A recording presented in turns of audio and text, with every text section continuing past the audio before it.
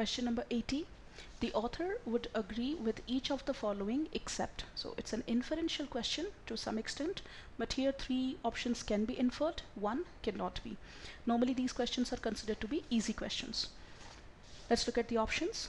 Option A says it's a futile effort to try and understand the cause of death. Now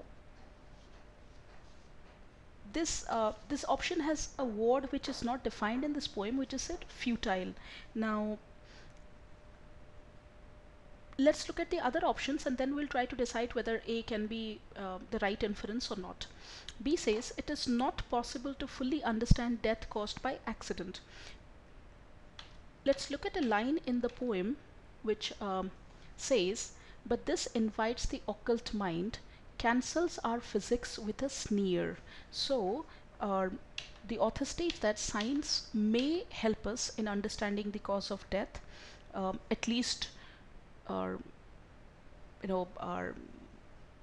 at least the death caused by cancer or other such things. But yes, science cannot help us to understand to full extent or complete extent the cause of death caused by accident. So the word not possible to fully understand makes it the right option. So B can be inferred. An accident leaves one with a lot of unanswered questions. Now this is mentioned in throughout the last stanza, in the lines which says, and spatters all we knew of denouement. Now denouement is that part of a drama where everything is explained and no more surprises remain. Like in a plot, it's a literary device, so of course we'll talk about a plot. Let's say it has a lot of intricacies and the reader is not able to understand everything, and suddenly there will be that one scene or that one description where everything falls into place. So think of a movie like Inception, where towards the end we probably try to make sense of what was happening throughout the film. So that would be known as a denouement. It's a French term, so the pronunciation becomes a bit tricky.